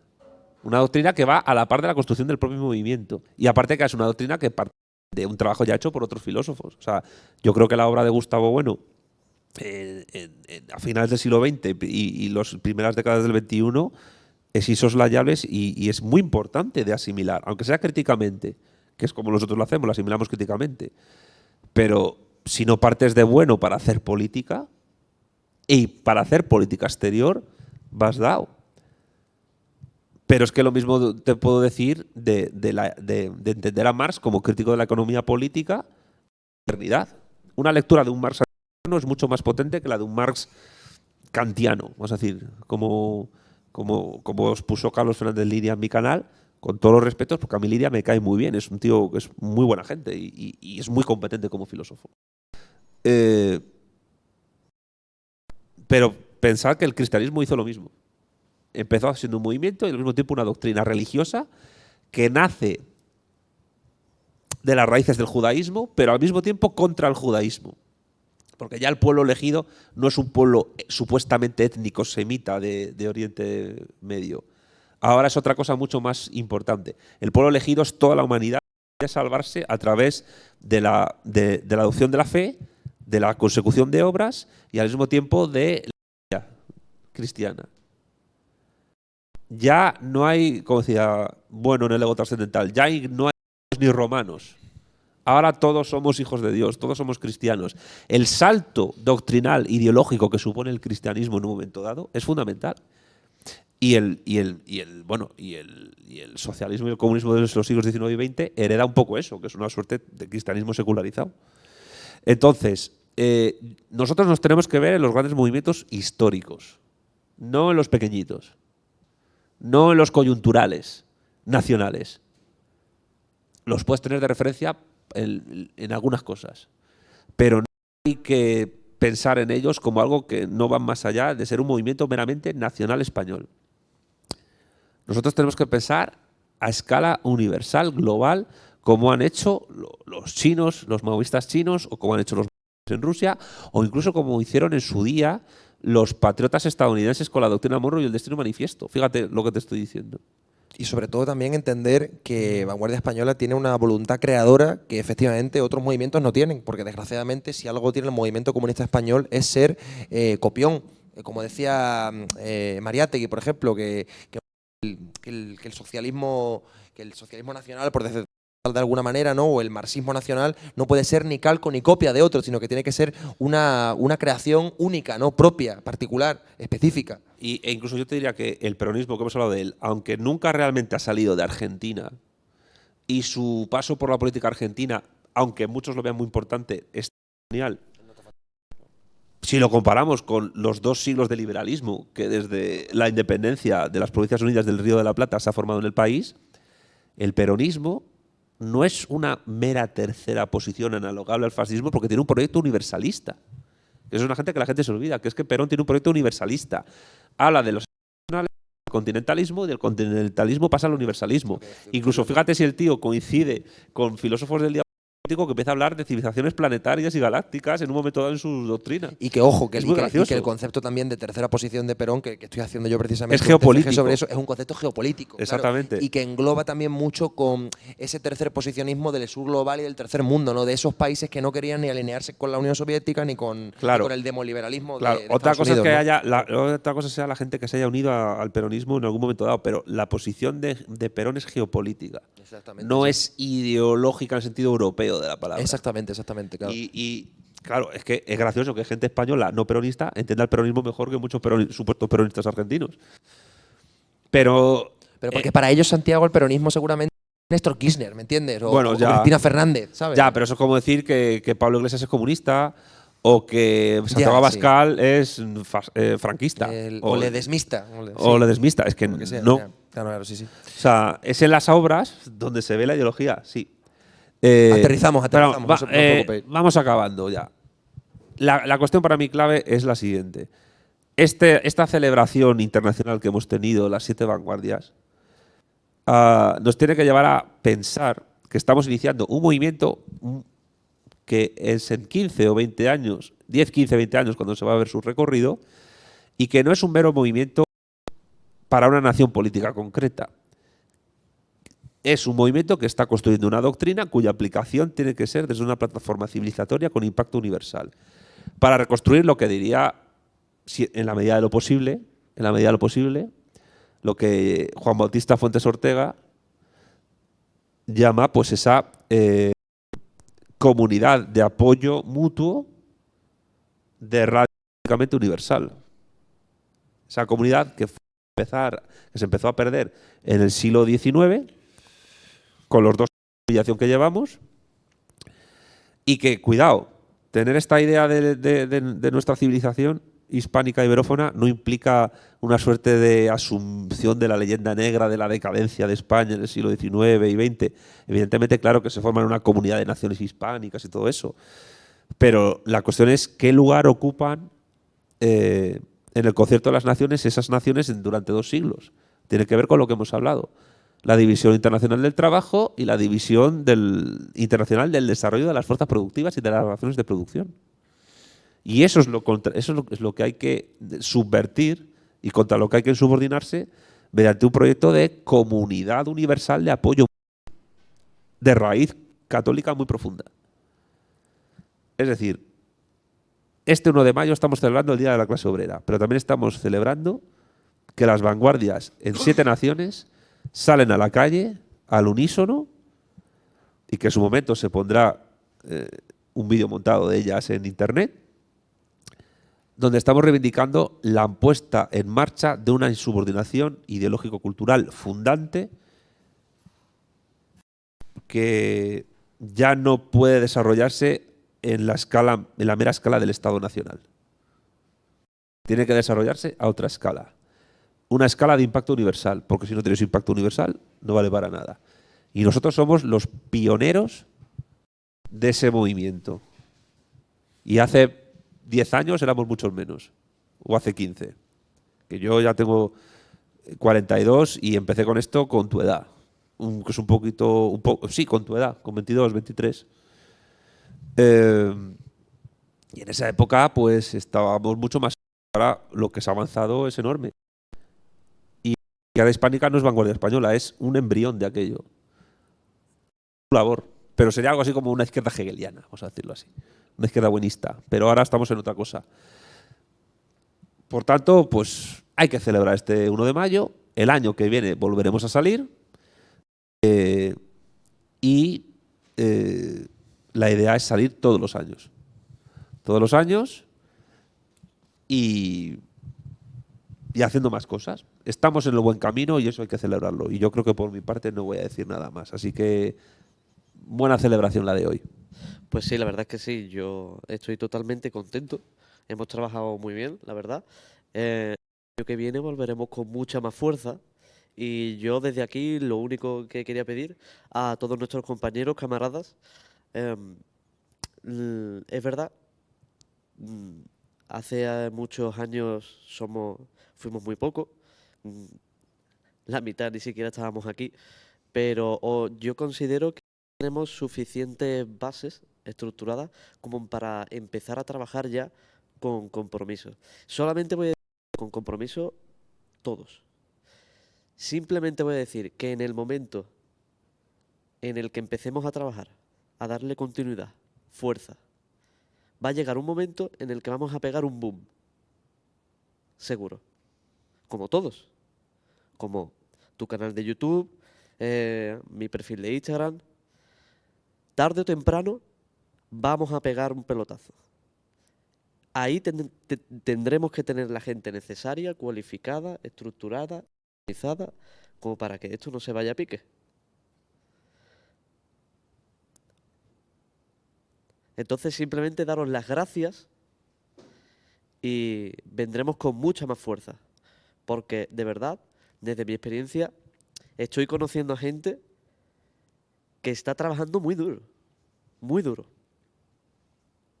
Y con sacrificios si de verdad nos plantamos y decimos, ahora queremos ser alguien en nuestro ámbito político, nacional, podemos dar fuertes, porque ya estamos logrando muchísimos éxitos. Y es que nuestras ideas se pongan en el debate público. Solamente con eso ya estamos ganando. La gente, los afiliados, las grandes capacidades de convocatoria, ya estamos en toda España. Ya está. Ahora necesitamos la gente que empuje. Por mí, muchísimas gracias, Santiago, Alfonso. Yo solamente voy a aprender de vosotros dos. He aprendido hoy aquí y sigo aprendiendo. Así que gracias a ustedes y bueno, nos veremos en la presentación de Vanguardia Andalucía.